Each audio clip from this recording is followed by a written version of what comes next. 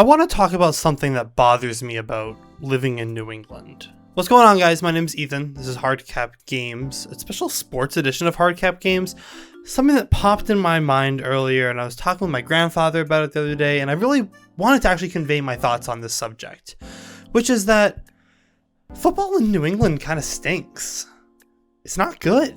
Which is crazy because when you think about it, football's a huge deal in New England. I mean, just look at it. The Patriots dominated the NFL for almost 20 years, from the turn of the century until about 2019 is when you can pretty much call the end of that. And yet there seems to be a huge issue in Massachusetts and Connecticut and New Hampshire where you're just not pumping out high school or college football.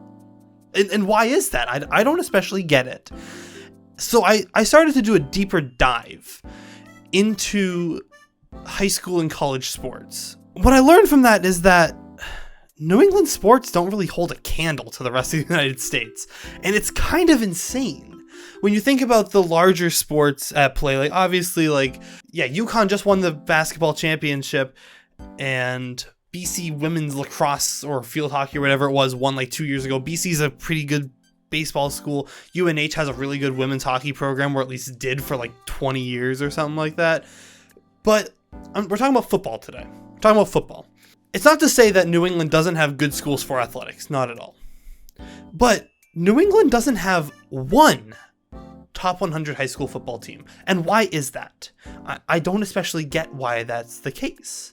Like the entirety of New England, like think how many states that is. Like Vermont, New Hampshire, Maine, Connecticut, Massachusetts, Rhode Island. Out of all of those states, there isn't one school that's like nationally relevant. Like you can't pull together one super team of a high school and be ranked in the top 100 schools in the country. Like just think about like New Hampshire and Massachusetts, how many of these private schools there are up there, and not one of them is relevant nationally.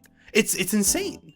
It's a real tough scene if you're born in New England, like me, looking to be a professional college football player, unlike me, but you want to stay at home or close to home for high school and college, because the odds are you're not going to go to as good of a program as someone down in the South where they heavily invest in it. And I don't understand why it is that it's not as huge up in New England as it is in the rest of the country.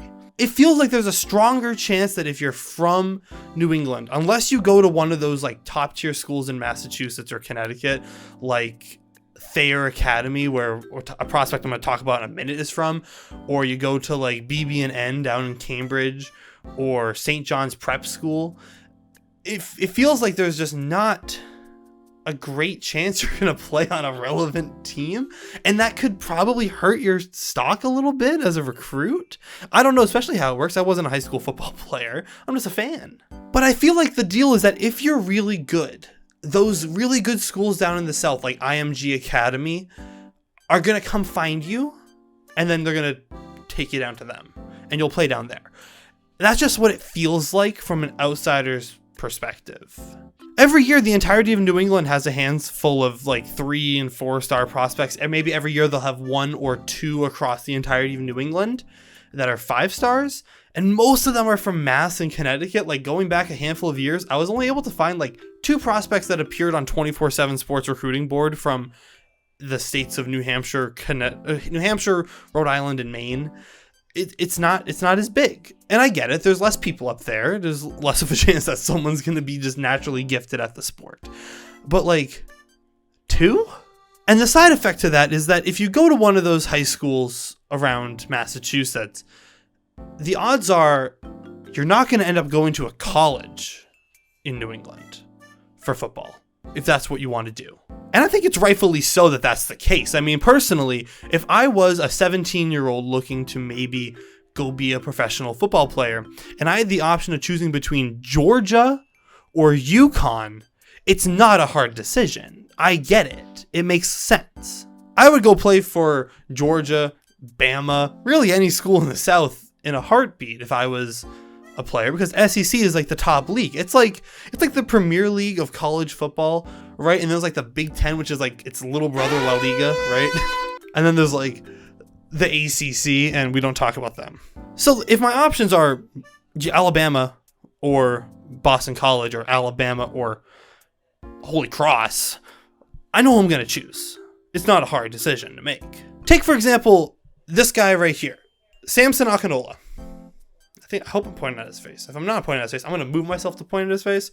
Samson Akinola is an offensive tackle out of Thayer Academy, which is down in Braintree, Massachusetts, which is just south of Boston. Samson is from Brockton, which is another like 10 miles south of Boston. He was a 5-star prospect, the number 23 overall prospect in the country. The top schools that were recruiting him were Florida, Alabama, Michigan State, and then where he eventually landed, the U. So you're telling me that the largest D1 school in Massachusetts, being Boston College, which is a school less than 30 miles from his house, didn't even make his offers list on Max Prep and 24/7. I believe it. I believe it entirely. Looking at that competition, there's no way I'd choose Boston College over it unless I'm like a hometown boy and I'm like, I'm not leaving Boston. I love Boston. I'm playing in Boston. I'm gonna get drafted by the Patriots.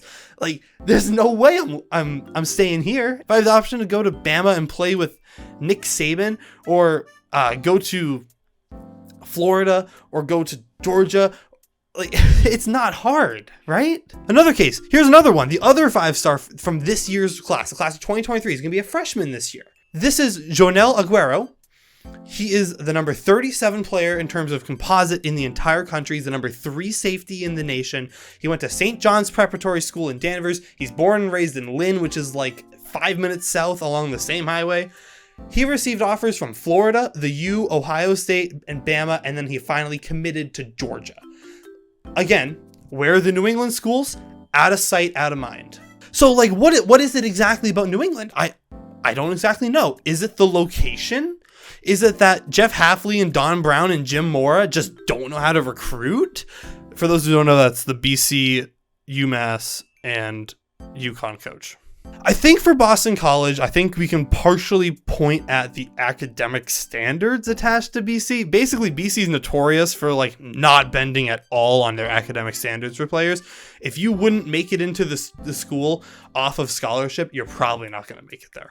The same kind of just goes for Harvard. But in the case of like UMass and UConn, does UConn have like absurdly high standards? I know UMass doesn't. More than like 40% of my school went to UMass from high school.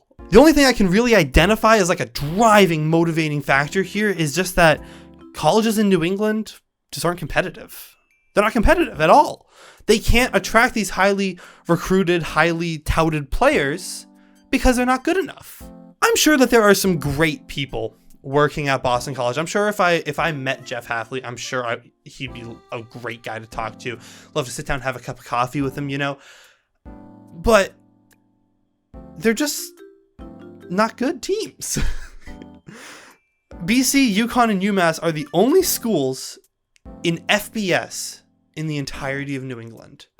2 of them are independent, and one of them is the worst team in the ACC year in and year out. Boston College is bad. They're a bad school. I mean, BC is among the worst teams in the ACC. Every year they're like they're somewhere between 4 wins and 7 wins, never anywhere else.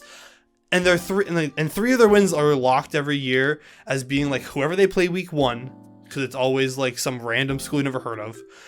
They play Holy Cross a lot of the time on week 2, and then they'll go play some other team week 3. And that's really it. And then you might squeak out a win later on against like Syracuse or Virginia Tech. Not likely. As a whole, the ACC is kind of like it's kind of like the odd man out in the power. I'm calling it the Power 4 now. It's not a Power 5 anymore. Pac-12's gone. But in the Power 4, the ACC is definitely like the next up from the Pac-12. Like every now and then you get a like Clemson, of course, was awesome for a couple of years. They were great to watch. I got to see like one of the games in the pre-Trevor Lawrence era. When they came and played at BC. Occasionally you'll get a Florida State team that's all right. Like this year they're starting number 8 or 6 in the country, somewhere around there. Like they're top school in the country. If BC's lucky, they're gonna go 6-6, make a bowl game, and get smacked, just absolutely punched in the teeth by Western Kentucky in the Pinstripe Bowl. It is destiny every year for that to happen. it's kind of embarrassing. And they'll lose that game on a last-second field goal, which will save the coach's job another year. And it's absurd that year in and year out, this is like the standard for BC. It's just like, just make a bowl game. Just make a bowl. It should be more than make a bowl game. You are the #1 school in New England for college football. And your goal every year is to win 6 games? That's absurd. I don't get it. I just don't get it. Of course, like UMass is the school that like everyone chooses to rebuild an NCAA football 4 team, which is a game that is 10 years old, by the way, and nothing has changed since that game came out.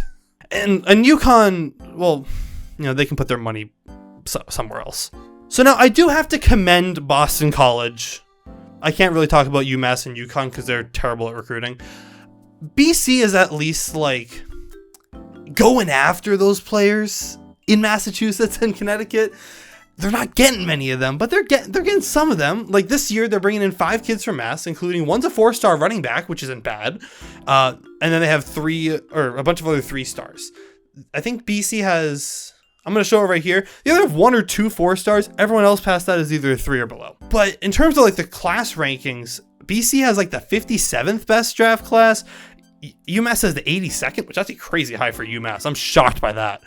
And UConn has like the 129th, which feels like it's last in FBS. I don't know about that. That feels like last in FBS. But last year, BC did bring in the 2nd and 3rd best player from Mass and the 4th and 5th best players from Connecticut. And that's 1 4-star and 3 3-stars, which isn't bad. That's a decent class to bring in. In 2021, they got the best player in Mass, actually. It was a 4-star interior offensive lineman, and then a bunch of other 3-stars. At the same time, though, you see stuff like this, where you're just losing out on these 5-star prospects to Michigan. And look, I get it, right? Like, okay, I'm a Michigan State fan, right? But if I'm a young man being told, hey, all right, here's the deal.